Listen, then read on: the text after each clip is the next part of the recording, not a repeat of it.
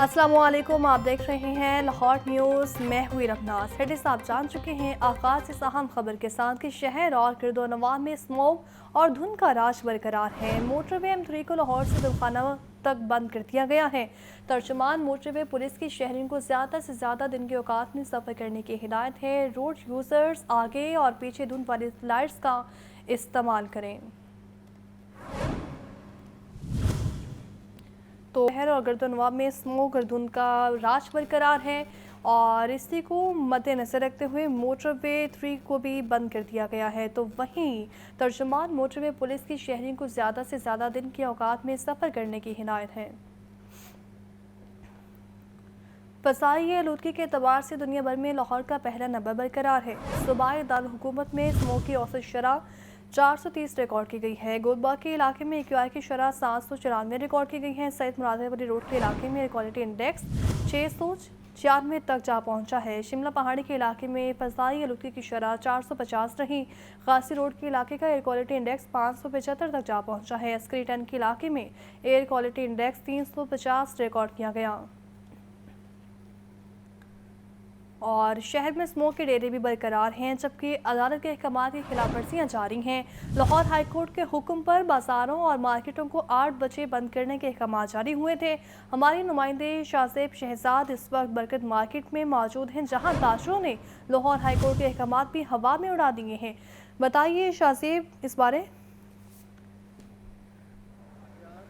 जी बिल्कुल, बहुत दिनों से देखा जा रहा है कि स्मोक ने बुरे तरीके से लाहौर शहर को अपनी लपेट में ले लिया है और जो फ़िज़ाई आलूदगी है उसमें शदीद हद तक इजाफा हुआ है, जिसके बाद लाहौर हाई कोर्ट की जानिब से ये अहकामात जारी किए गए थे कि पंजाब भर की तमाम तर मार्केटें और बाजार बंद कर दिए जाएंगे और इनके ऊपर जो है वो इम्प्लीमेंटेशन करवाया जाना था, जो कि मुकम्मल तौर पे इस पर अमल दरामद होता हुआ दिखाई नहीं देता। इस वक्त मैं लाहौर शहर की क्रीम ब्लॉक मार्केट में मौजूद हूँ, जहाँ पे खाने पीने की अशिया की दुकानें, रेस्टोरेंट्स, बेकरीज, साथ ही साथ कॉस्मेटिक्स की दुकानों के साथ साथ जो इलेक्ट्रिक्स अशिया की दुकानें हैं वो खुली हुई हैं, जबकि अब 9 बजे से ज़्यादा का वक्त हो चुका है और अभी भी ये दुकानें जो हैं वो ना ही पुलिस ना ही कोई ज़िले इंतज़ामिया जो है वो यहाँ पे इन दुकानों को मुकम्मल तौर पे बंद करवाने के लिए आई है। अगर इसी तरह शहर की दूसरी मार्केटों की बात कर ली जाती है, जिसमें मिंटगुमरी रोड है, वहाँ पे भी कुछ दुकानें जो हैं वो वायोलेशन करती दिखाई देती हैं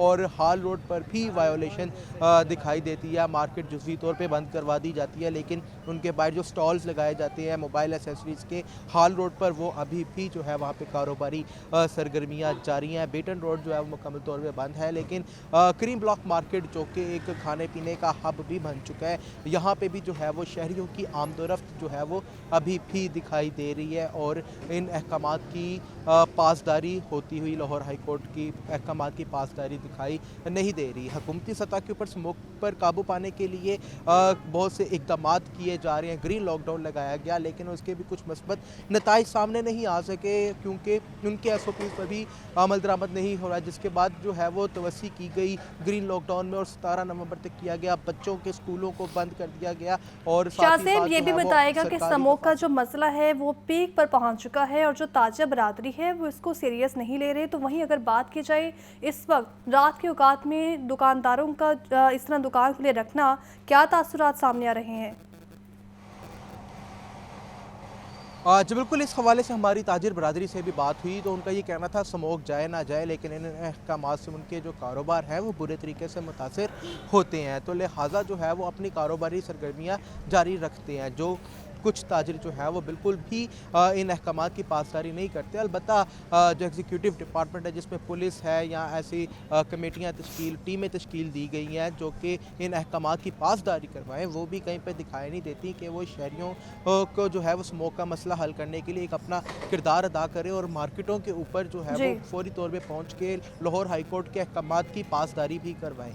जी ठीक है, आपका बहुत शुक्रिया। गवर्नर पंजाब सरदार सलीम हैदर खान ने कहा है कि स्मोक के हवाले से मामलात मजीद बिगाड़ की तरफ जा रहे हैं। पंजाब में स्मोक इमरजेंसी के सिवा कोई चारा नहीं। चैंपियंस ट्रॉफी पर बात करते हुए गवर्नर पंजाब ने कहा, भारतीय टीम अगर पाकिस्तान नहीं आएगी तो भी हमारी क्रिकेट चलती रहेगी। रिपोर्ट करेंगे मोहम्मद यासीन।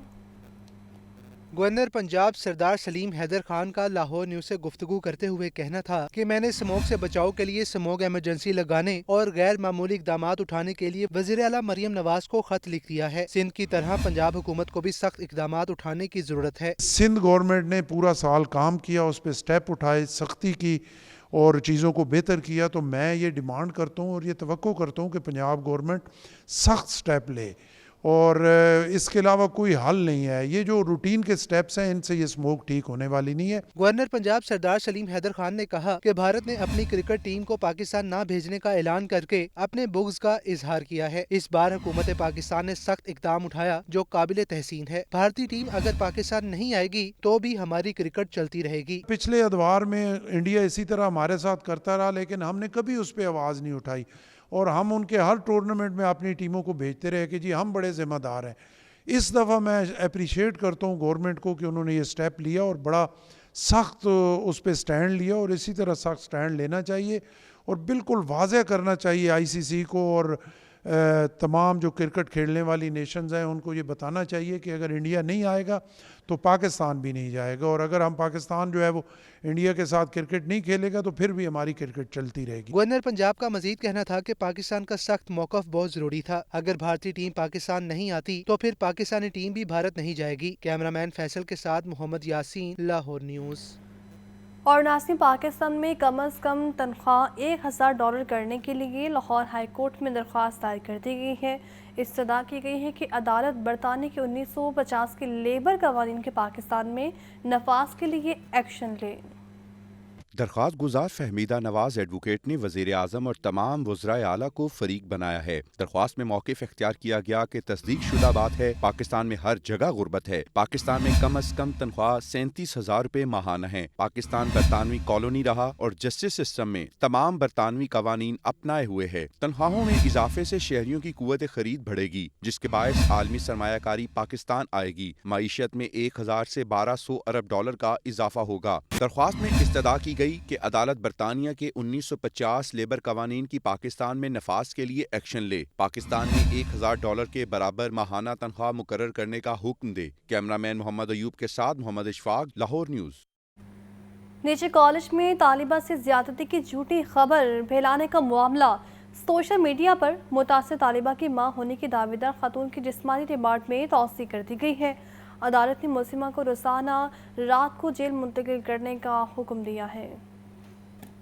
لاہور کے نجی کالج میں طالبہ سے زیادتی کی جھوٹی خبر پھیلانے کے کیس میں پیش رفت انسداد دہشت گردی عدالت کے ایڈمن جج منظر علی گل نے کیس کی سماعت کی۔ عدالت نے طالبہ کی ماں ہونے کا جھوٹا دعویٰ کرنے والی خاتون کے جسمانی ریمانڈ میں مزید 3 روز کی توسیع کر دی۔ تفتیشی افسر نے عدالت کو بتایا کہ ملزمہ کا ایک موبائل فون ملتان سے برآمد کیا گیا۔ ملزمہ کی ویڈیوز کی جانچ کے لیے آواز میچنگ اور فوٹو فریمیٹک ٹیسٹ کر لیے۔ عدالت دوسرے موبائل فون کی برآمدگی کے لیے ملزمہ کا مزید جسمانی ریمانڈ منظور کرے۔ عدالت نے جسمانی ریمانڈ میں 3 روز کی توسیع کرتے ہوئے باور کروایا کہ دوران جسمانی ریمانڈ ملزمہ صرف دن کی روشنی میں پولیس حراست میں رہے گی۔ اندھیرا ہونے سے پہلے اسے روزانہ جیل منتقل کیا جائے گا۔